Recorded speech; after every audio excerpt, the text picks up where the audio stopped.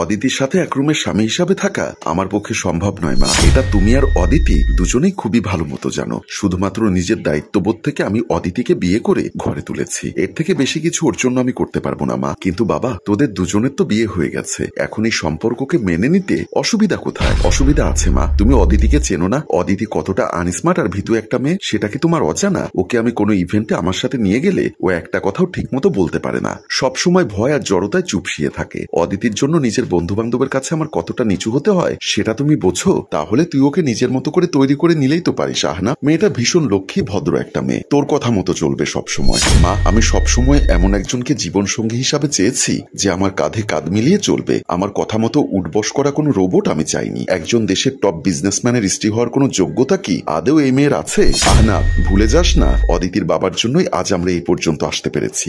যে সময় তোর বাবা আশরাফ ওয়াহিদ প্যারালাইজড হয়ে গিয়েছিলেন, সেই সময় অদিতির বাবাই কিন্তু সাহায্যের জন্য এগিয়ে এসেছেন। আজ যেসব আত্মীয় স্বজনদের কুটুকথার জন্য তুই অদিতিকে গ্রহণ করতে চাইছিস না, সেই সময় এসব আত্মীয় স্বজনদের মধ্যে কেউ আমাদের সাহায্যের জন্য এগিয়ে আসেন।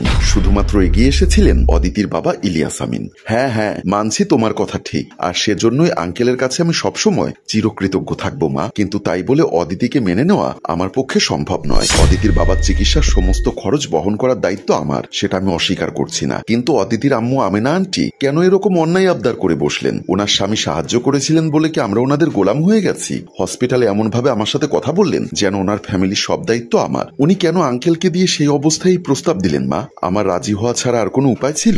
আঙ্কেলকে আমি ফিরিয়ে দিতে পারবো না, সেটা অদিতির আম্মু খুব ভালো করেই জানতেন। উনি ঝোপ বুঝে কোপ মেরেছেন। এতক্ষণ ধরে দরজার বাহিরে দাঁড়িয়ে নিজের স্বামীর মুখ থেকে বের হওয়া বিষ বাক্যগুলো চুপচাপ শুনে যাচ্ছিল অদিতি। পুরো নাম ফাহমিদা জাহান অদিতি। আজ তার আর আহনাফের বিয়ের প্রায় 3 মাস পূর্ণ হয়েছে, তবুও তাদের মধ্যে কোনো স্বামী স্ত্রীর মতো সম্পর্ক তৈরি হয়নি। এখনো স্বামীর বাসায় আলাদা রুমে থাকতে হয় অদিতিকে। তার অবশ্য কারণও আছে। আহনাফ সামনাসামনি অদিতির সাথে রুট ব্যবহার না করলেও অদিতিকে যে আহনাফ পছন্দ করে না সেটা অদিতি বুঝে ফেলেছে এই 3 মাসে। তাদের সম্পর্কের এই টানাপোড়ন দেখে অদিতির শাশুড়ি সিদ্ধান্ত নিয়েছিলেন নিজের ছেলে আহনাফকে তিনি আজ বোঝাবেন। দুর্ভাগ্যবশত অদিতি সেই সময়ই চা নিয়ে তার শাশুড়ি আজমেরি ওয়াহিদের রুমে প্রবেশের সময় আহনাফের বলা কথাগুলো শুনে ফেলে। কথাগুলো শুনে তীব্র অভিমান জন্ম নেয় অদিতির মনের গহীনে। অদিতি টলমল চোখে কিছু না বলেই চুপিসারে নিজের রুমের ভেতরে এসে দরজা বন্ধ করে ডুকরে কেঁদে ওঠে। এত অপমান, এত অবহেলা, এই সবই কি লেখা ছিল তার কপালে? কেন তার বাবা আহনাফের সাথে তার বাবার অসুস্থতার সময় তাকে বিয়ে করার জন্য অনুরোধ করলেন?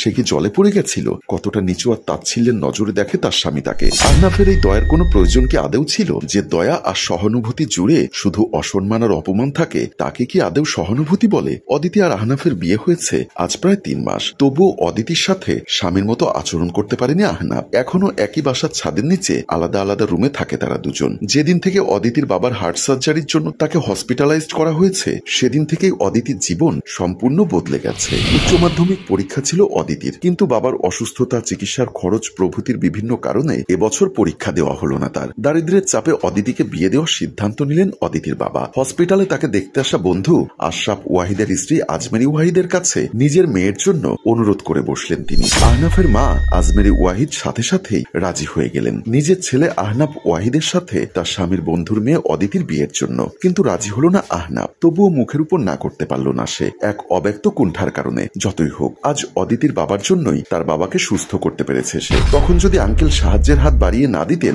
আজ হয়তো তার বাবা এখনো হুইল চেয়ারে বসে দিনাতিপাত করতেন। নিজের কৃতজ্ঞতা বোধের কারণেই অনেকটা বাধ্য হয়েছে আহনাফ অদিতিকে বিয়ে করার জন্য। বিয়ের প্রথম অদিতিকে নিজের রুমেই থাকতে দিয়েছিল আহনাফ, কিন্তু একদিন অদিতি মাতবরি করে আহনাফের জন্য কফি বানিয়ে টেবিলে রেখে দিয়েছিল যখন সে ঘরে ছিল না। অদিতি ভেবেছিল আহনাফ হয়তো খুশি হবে, কিন্তু আহনাফ ফোনে কথা বলতে বলতে টেবিলে রাখা কফির মগ খেয়াল না করে ভুলবশত ফেলে দেয়। ফলস্বরূপ আহনাফের প্রয়োজনীয় ফাইলপত্র কফিতে ভিজে একাকার হয়ে যায়। আহনাফ রাগে চিৎকার করে অদিতিকে ধমকে বলে ওঠে, তোমাকে কে বলেছিল ফাইলগুলোর সামনে কফির মগ রাখতে? তোমাকে বলেছি আমি, আমাকে কফি বানিয়ে দাও। আমার এত দিনের এত পরিশ্রম সবকিছু তোমার বোকামির জন্য ভিজে নষ্ট হয়ে গেল। কোনো কাজ না পারলে চুপচাপ বাসার এক কোণে পড়ে থাকতেই তো পারো। এত পণ্ডিতি করতে কে বলেছে তোমায়? সেদিনের পর থেকেই শাস্তি স্বরূপ আহনাফের রুমের ত্রিসীমানায় পাড়া দেওয়া নিষেধ অদিতির জন্য। আর আজ শাশুড়ির রুম থেকে আহনাফের বলা কথাগুলো শুনে মন ভেঙে গুড়িয়ে গেল অদিতির। নিজের বাবার সিদ্ধান্তের উপর প্রচন্ড ক্ষোভ জন্ম নিল অদিতির মনে। অদিতি চোখের জল মুছে সিদ্ধান্ত নিল সে আর এই অসঙ্গতিপূর্ণ সম্পর্কে জোর করে পড়ে থাকবে না। আহনাফ মায়ের সাথে কথা বলে বাহিরে চলে গেছে। ফিরে এলে সেও তার সমস্ত অভিমানের কথা বলে দিবে। আজ সকালেও অফিস আওয়ারে নিজের মায়ের বলা কথাগুলো ভেবে দেখেছে আহনাব, কিন্তু কোনো সিদ্ধান্তে পৌঁছাতে পারেনি সে। অদিতিকে নিজের প্রেয়সীর নজরে কল্পনাও করতে পারে না আহনাব। সেই অনুভূতিই কাজ করে না তার ভেতরে। মাঝে মাঝে নিজের রুট ব্যবহারের জন্য তার একটু অপরাধ বোধ হয় শুধু। এসব চিন্তা করতে করতেই বাড়ি পৌঁছে যায় আহনাব। আজও অদিতি অপেক্ষা করছিল তার জন্য। মেয়েটাকে দেখলে মায়াও হয় না আহনাফের। আহনাব আনমনেই বলে, কোনো মায়াও তো নেই মেয়েটির মুখশ্রীতে, ভালো কিভাবে লাগবে। আহনাব নিষ্প্রুপ চাহনি নিয়ে এক পলক অদিতির দিকে চেয়ে আবার চোখ নামিয়ে চলে যেতে নিলে অদিতি শান্ত মন্থর কণ্ঠে বলে, আহনাব ভাইয়া, আমার কিছু কথা বলার ছিল। অদিতির কণ্ঠস্বর শুনেই বিরক্তিতে চোখ মুখ কুঁচকে ফেলে আহনাব। যা বলার তাড়াতাড়ি বলো। আসলে ভাইয়া, আপনি যেহেতু আমার সাথে বিয়ের এই সম্পর্কে থাকতে চাচ্ছেন না, আমিও আপনাকে জোর করব না। আপনি চাইলে আমাকে ছেড়ে দিতে পারেন। আহনাব ভাবেনি হঠাৎ অদিতি তাকে এইসব কথা বলবে। নিজেকে একটু শান্ত করে আহনাব নিষ্প্রুপ স্বরে বলে, তুমি আর আমি চাইলেও এখন আমাদের আলাদা হওয়া সম্ভব নয় অদিতি। তোমার বাবা এখনো হসপিটালে, আর এই মুহূর্তে নিজের দায়িত্ববোধ আর বাবার দেওয়া কথা রাখতে আমি তোমাকে ছেড়ে দিতে পারবো না। আর তুমিও যদি ডিভোর্স নিয়ে নিজের পরিবারে ফিরে যেতে চাও, তাহলে তোমার মা আর ভাবি আবার তোমাকে আমার কাছে ফিরে আসতেই জোর করবেন। লাভের লাভ কিছুই হবে না সিন ক্রিয়েট ছাড়া। আহনাফের যুক্তিপূর্ণ কথাগুলোর বিপরীতে উল্টো কোনো যুক্তি উপস্থাপন করতে পারে না অদিতি। চুপচাপ চোখ মুখ কাচুমাচু করে দাঁড়িয়ে থাকে আহনাফের সামনে। আহনাফও অদিতির বক্তব্য শোনার অপেক্ষা করে না, হনহনিয়ে চলে যায় নিজের রুমের দিকে। অদিতি ঠায় দাঁড়িয়ে থাকে নিশ্চুপ হয়ে। আহনাফ লম্বা একটা শাওয়ার নিয়ে বিছানায় বসে। অদিতির বলা কথাগুলো নিয়ে অতটা মাথা ঘামায় না আহনাফ। ল্যাপটপ নিয়ে নিজের কাজে মগ্ন হয় সে। তখনই আহনাফের রুমের বাহিরে দাঁড়িয়ে জড়তা কাটিয়ে ডোর নক করে অদিতি। কাজের মধ্যে ব্যাঘাত ঘটায়, আবার মেজাজ বিগড়ে যায় আহনাফের। দরজা খুলে অদিতির দিকে রাগের দৃষ্টিতে চেয়ে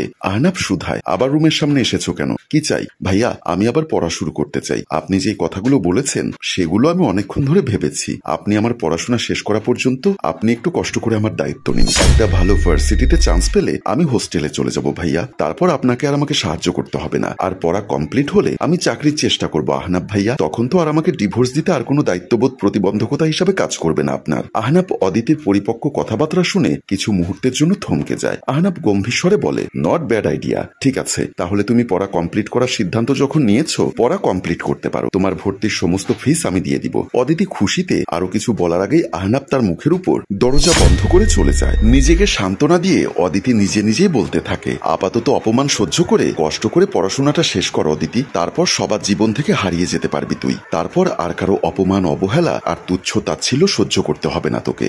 ব্যাস, শুধু কয়েকটা বছর, একদিন সব কষ্ট দূর হয়ে যাবে ইনশাল্লাহ। আপনাদের কমেন্টের উপর ভিত্তি করে আমরা দ্বিতীয় পর্ব নির্মাণের সিদ্ধান্ত নেব। তাই গল্পটি যদি ভালো লাগে অবশ্যই এই গল্পটি শেয়ার করে কমেন্ট বক্সে দ্বিতীয় পর্ব লিখে কমেন্ট করতে ভুলবেন না। গল্পটির ভাবনা ও পরিচালনায় অভি, ক্যামেরায় শিহাব ও শাকিল এবং প্রযোজনায় মঞ্জুর মোর্শেদ। ধন্যবাদ।